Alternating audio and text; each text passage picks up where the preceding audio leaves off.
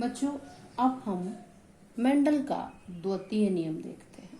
ठीक है, इसे मेंडल का द्वितीय नियम भी कहते हैं, इसे मेंडल का पृथक्करण का नियम भी कहते हैं, इंग्लिश में इसको लॉ ऑफ सेग्रीगेशन कहते हैं।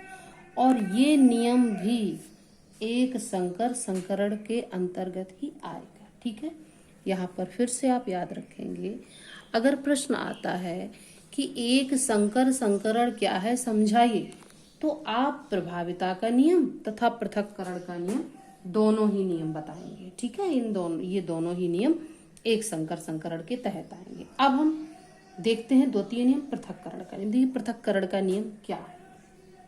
मेंडल के अनुसार प्रथम पीढ़ी मीन्स ये हो गई प्रथम पीढ़ी, F1 जनरेशन। प्रथम पीढ़ी में साथ साथ रहने पर भी लक्षणों का आपस में मिश्रण नहीं होता। ये देखिए दो लक्षण आपस में है साथ साथ में, तो साथ साथ रहने पर भी लक्षणों का आपस में मिश्रण यानी मिक्सिंग नहीं होती है, और युग्मक निर्माण के समय ये लक्षण पृथक पृथक हो जाते हैं। जब गैमीट बनेंगे तो अलग अलग लक्षण हो जाएंगे, और इसीलिए इस नियम को युग्मकों की शुद्धता का नियम भी कहते हैं, क्योंकि ये शुद्ध बने रहते हैं, किसी के साथ मिक्सअप नहीं होते। जैसे कि हम कलर कोई मिक्सिंग करते हैं, दो कलर मिलाएं तीसरा कलर बन जाता है, उस प्रकार का यहाँ नहीं रहता है। दोनों आपस में मिलने के बावजूद अपने अपने लक्षणों को शुद्ध बनाए रहते हैं, इसीलिए इसको एक नाम इसका शुद्धता का नियम भी है।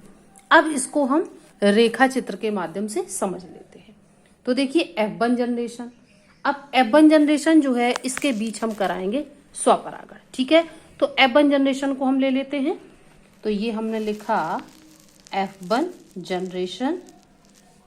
F1 जनरेशन क्या है?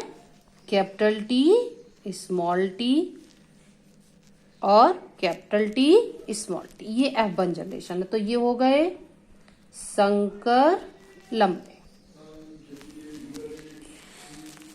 ये भी हो गए संकर लंबे।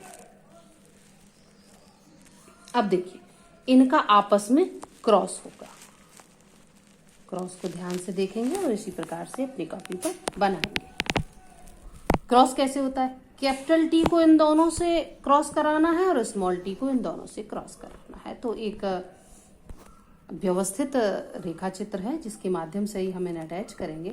तो कैपिटल टी को हम कैपिटल टी से जब क्रॉस करेंगे तो क्या बनेगा? Capital T capital T. ठीक है, बनेगा कि नहीं? अब हम कैपिटल टी को स्मॉल टी से ले जाएंगे, तो कैपिटल टी स्मॉल टी से अटैच होगी, तो क्या बनेगा? Capital T small T. ठीक है, अब इस कैपिटल टी को इस स्मॉल टी से अटैच करना है, तो क्या बनेगा? Capital T small T. अब इस टी को इससे अटैच करना है, तो क्या बना? Small T small T. ये हमारी कौन सी पीढ़ी आ गई? F2 पीढ़ी। देखिए F2 पीढ़ी के ये रहे आपके सामने परिणाम। अब इन परिणामों को आप जरा ध्यान से देखिए।